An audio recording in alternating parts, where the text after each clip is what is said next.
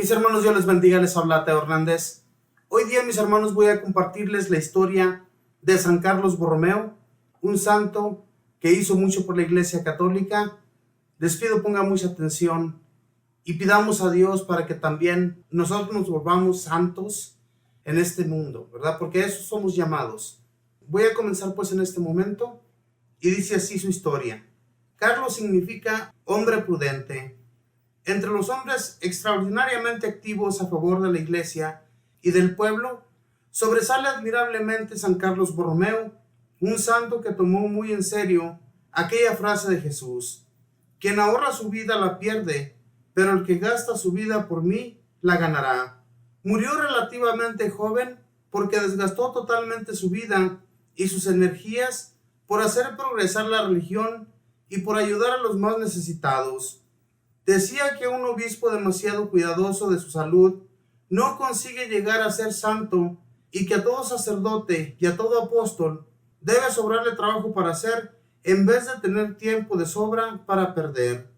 Nació en Arjona, Italia, en 1538. Desde joven dio señales de ser muy consagrado a los estudios y exacto cumplidor de sus deberes de cada día. A los 21 años obtuvo el doctorado en Derecho en la Universidad de Milán.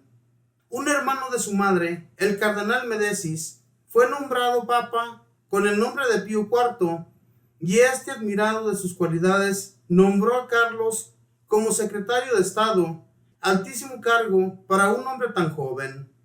Y contra lo que todos esperaban, nuestro santo empezó a cumplir los deberes de su nuevo cargo con una exactitud que producía admiración. Parece increíble la cantidad de trabajo que Carlos lograba despachar sin afanes ni precipitaciones, a base de ser metódico y sistemático en todo. Había logrado mortificar y dominar sus sentidos, y su actitud era humilde y paciente. Era de familia muy rica, los Borromeos, y el día menos pensado, su hermano mayor, a quien correspondía la mayor parte de la herencia, murió repentinamente al caer de un caballo. Muchos pensaron que ahora Carlos, al quedar heredero de tantas riquezas, dejaría la vida religiosa y se dedicaría a administrar sus inmensas posesiones. Pero fue todo lo contrario. Él consideró la muerte de su hermano como un aviso enviado por el cielo, para estar preparado porque el día menos pensado llega Dios por medio de la muerte a tomarnos cuentas, y entonces renunció a sus riquezas, se ordenó de sacerdote y luego de obispo, y se dedicó por completo a la labor de salvar almas. En 1520 habían aparecido los protestantes como una señal de descontento por ciertas faltas que había en la conducta de muchos en la Iglesia Católica. Entonces el sumo pontífice invitó a todos los obispos de todo el mundo a una reunión que se llamó Concilio de Trento. Esta reunión se había suspendido y era necesario indicarla otra vez para que reformara la Iglesia Católica y le diera leyes que la mantuviera fiel y fervorosa. Y San Carlos trabajó inmensamente y obtuvo que su tío, el Papa Pío IV, volviera a convocar a los obispos y se continuara con el concilio.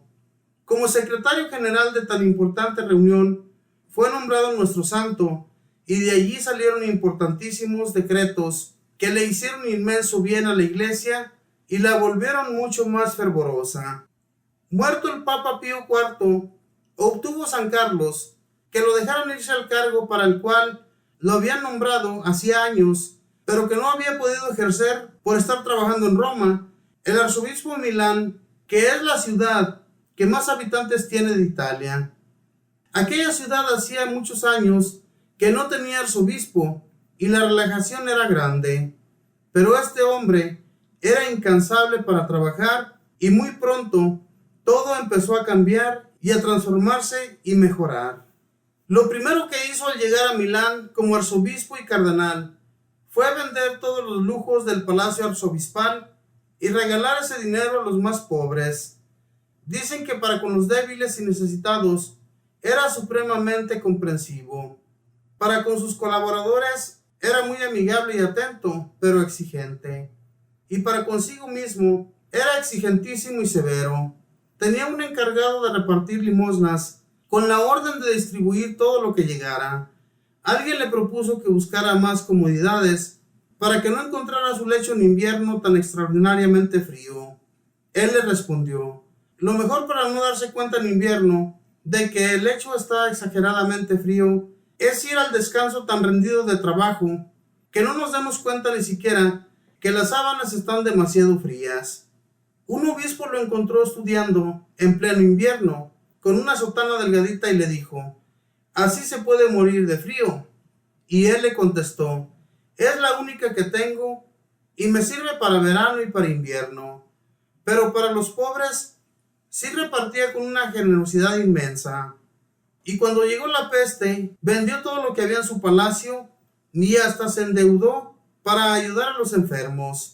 Pagaba muy bien a sus empleados y les insistía en que trataran con mucho respeto a toda clase de personas, de manera que todo el que llegara al palacio del arzobispo se sintiera muy bien recibido.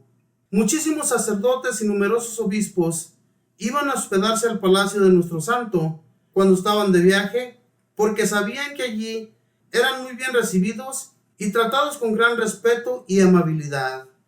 La gente de Milán eran muy ignorantes en religión, porque casi no había quien les enseñara el catecismo. San Carlos fundó 740 escuelas de catecismo con 3,000 catequistas y 40,000 alumnos.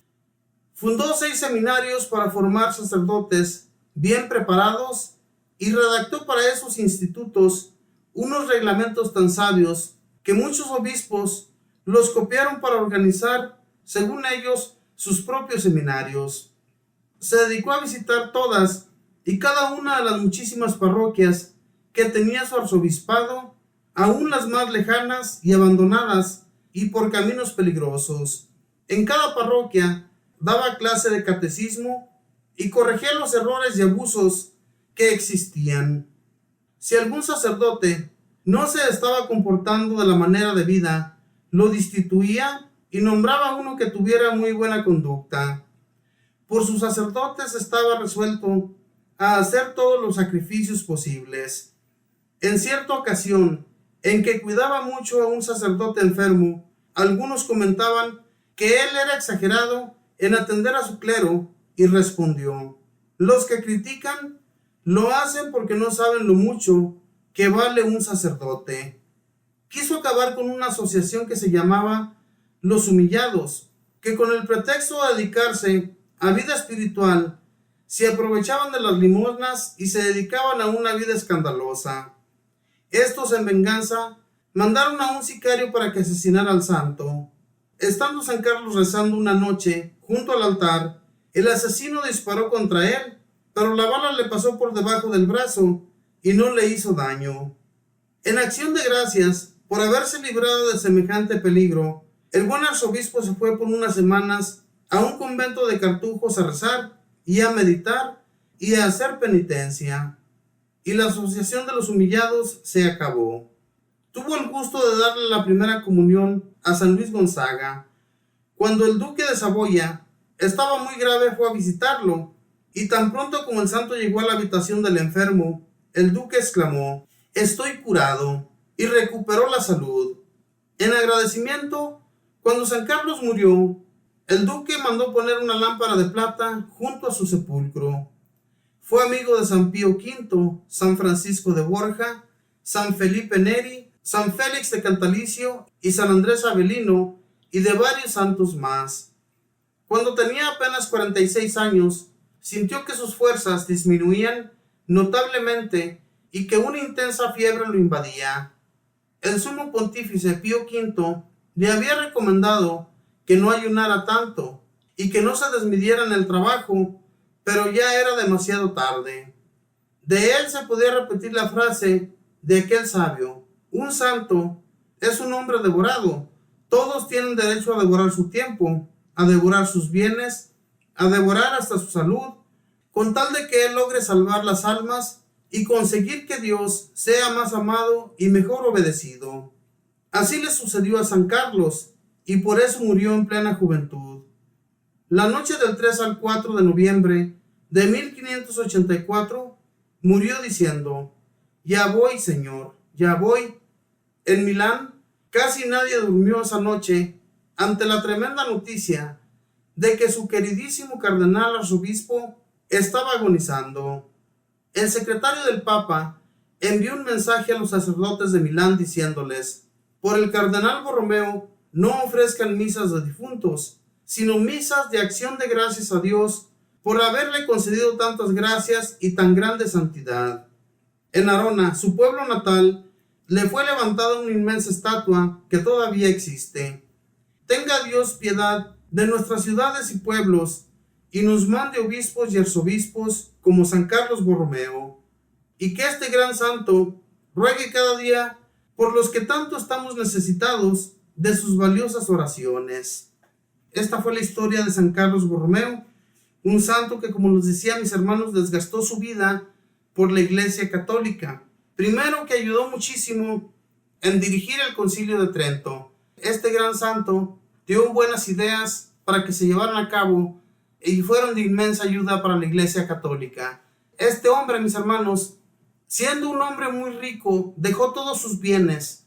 Fíjense bien, renunció a ellos porque le pareció mejor seguir la vida religiosa y seguir a Dios de todo corazón. Y es lo que nosotros sinceramente deberíamos de buscar. En vez de buscar dinero, seguir a Dios, así como estos santos que dejaban toda su vida de lujos por seguirle a Él y no por estar ricos y volverse poderosos. Estos hombres buscaban la felicidad de los pobres, buscaban la felicidad de los enfermos, de los más débiles, y a estos Él se dedicaba a ayudar. ¿Cuántos de nosotros hemos ayudado, mis hermanos, en las enfermerías? ¿Cuántos hemos ayudado a darle comida a los pobres, a darles vestido a aquellos que más necesitados están?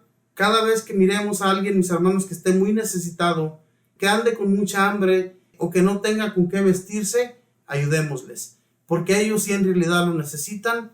Nosotros tenemos una casa calientita, tenemos una comida servida en la mesa todos los días, gracias a Dios, y el día que no la tengamos, Dios se va a acordar de nosotros. Así es que no seamos ingratos y ayudemos, así como estos santos ayudaron muchísimo para que la Iglesia Católica creciera, y ayudar también mucho a aquellos más necesitados. Ojalá y mis hermanos sigamos el consejo de estos santos que crecieron en santidad por su amabilidad.